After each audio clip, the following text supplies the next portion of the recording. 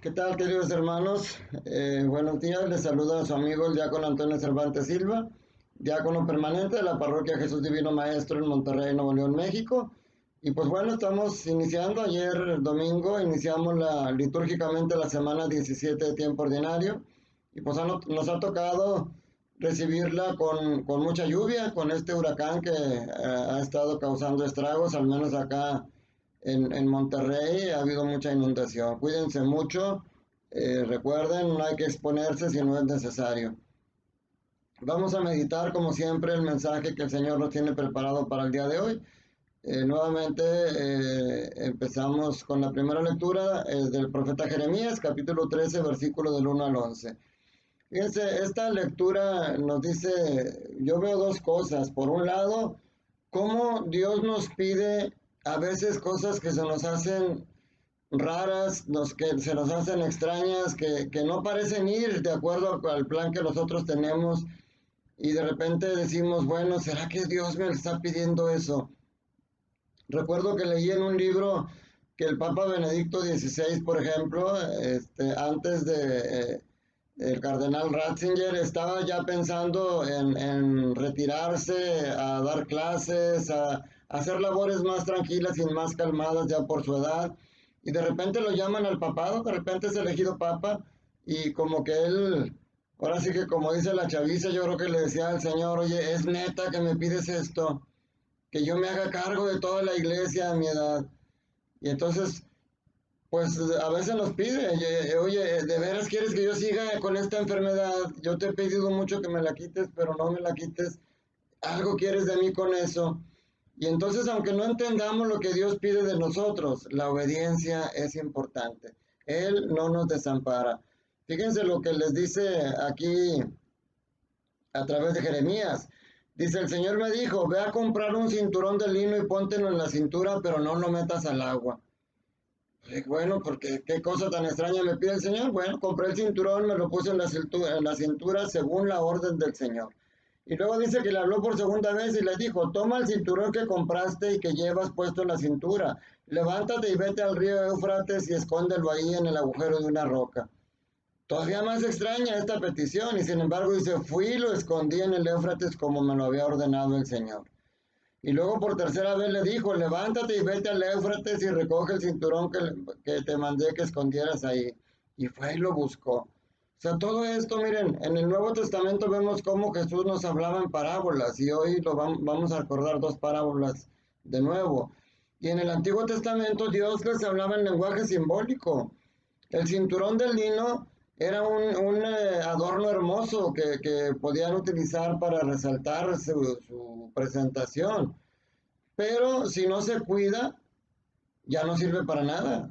Como en este caso, dice, ya no sirvió, dice, fui al río Éufrates, escarbé, recogí el cinturón del sitio donde lo había escondido, pero el cinturón se había podrido y ya no servía para nada. O sea, este es un lenguaje simbólico. El cinturón era el pueblo de Israel. El cinturón eres tú y el cinturón soy yo. Un cinturón de lino hermoso, que el pueblo de Israel en un tiempo era obediente a Dios y Dios se alegraba y se regocijaba con él y se sentía orgulloso de él. Pero ahora se ha refugiado en la idolatría y Dios lo rechaza por eso. Entonces, nosotros también, si nos refugiamos, la primera enseñanza es que a veces Dios nos pide cosas extrañas, pero hay que obedecerlo porque todo tiene un porqué. Y la segunda es que, además de esa obediencia, que nosotros, si nos alejamos, si no obedecemos, vamos a tener consecuencias negativas. Eso ya lo hemos reflexionado mucho. Entonces, pero siempre el Señor nos da, por eso da ese mensaje, para que entendamos que alejados de Dios nos vamos a podrir y no vamos a servir para nada. Aunque nos veamos muy lujosos, por dentro vamos a estar podridos. Y en el Evangelio de Mateo capítulo 13, versículos 31 al 35, en esta ocasión nos vuelve a presentar las dos parábolas, la de la semilla de mostaza y la del trigo de cizaña. Ya hemos reflexionado otras veces cómo eso refleja el potencial que tenemos dentro para hacer algo grande. Pero hoy yo quisiera recalcar eso precisamente, que la grandeza para el Señor está en lo pequeño. Dios escoge la pequeñez, pero siempre y cuando vaya unido a Dios. Fíjense, la semilla de mostaza por sí misma es muy pequeñita, pero por sí misma no hace nada. Necesitó al hombre que la llevó y la sembró, y entonces dio un árbol, un arbusto tan grande que incluso las aves hacían su nido en él.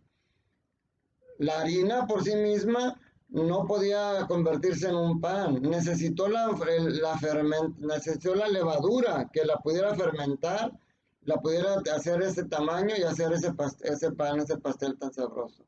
Nosotros en nuestra pequeñez, si nosotros la unimos esa pequeñez a Dios, el Señor puede hacer obras grandes en nosotros.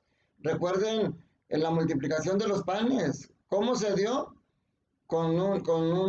Dos panes, 5 panes y 2 pescados que tenía un muchachito, un jovencito insignificante, tenía algo tan pequeño como 5 panes y 2 peces, y con eso dieron comer a una multitud. Dios parece elegir lo pequeño e insignificante. Recuerden cómo nació Jesús. No nació en el templo, no nació en un palacio, nació en un pesebre. Y los primeros testigos no fueron los sacerdotes, fueron pastores. Dios parece elegir lo pequeño, por eso Dios te elige a ti. Y por eso Dios me elige a mí, para que en nuestra pequeñez, aunque nos sintamos insignificantes, si nos unimos a Dios, podemos lograr cosas muy grandes. A veces el poder o la sabiduría nos estorba.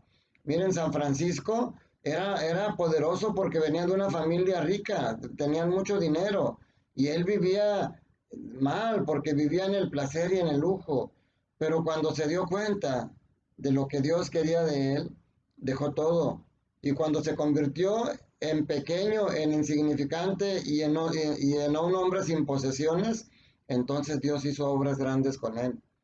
San Agustín tenía conocimientos enormes, estudió mucho y hay muchos libros que escribió antes de convertirse, pero hasta que entendió que solamente la sabiduría de Dios podía hacer cosas grandes, entonces se convirtió en un gran santo. Déjate fermentar por el amor de Dios. Dios te ha hecho a ti para que hagas cosas grandes, pero tienes que dejarte fermentar, tienes que dejarte. Y a veces la harina a la hora de mezclarse la tienen que apachurrar. A veces tú necesitas ser maltratado por la vida, porque eso te va a hacer fuerte a los ojos de Dios. Dios ve lo insignificante. Mira, Madre Teresa de Calcuta era una mujer menudita, pequeñita, que sufrió mucho. Si tú ves la historia de la Madre Teresa de Calcuta, sufrió mucho en su infancia, sufrió muchas carencias y sufrió mucho físicamente. Y sin embargo, esa mujer insignificante se convirtió en una gran santa que nos ha dejado grandes enseñanzas. Déjate fermentar por el amor de Dios y harás cosas grandes en tu vida, sobre todo en tu familia. Empieza en tu familia dándoles amor y luego en todas las personas que están a tu lado. Cuídate mucho, cuida de los demás, no salgas si no es necesario, y recuerda, el amor de Dios puede obrar cosas grandes en ti si se lo permites. Que la bendición de Dios Todopoderoso, Padre, Hijo y Espíritu Santo, descienda sobre ustedes y sus familias y permanezcan para siempre. Que esta lluvia que ha caído refleje la lluvia abundante del amor de Dios que quiere dejar en tu corazón, y que eso dé abundantes frutos en tu vida diaria. Cuídate mucho, que estés bien, Dios te bendiga y te mando un fuerte abrazo.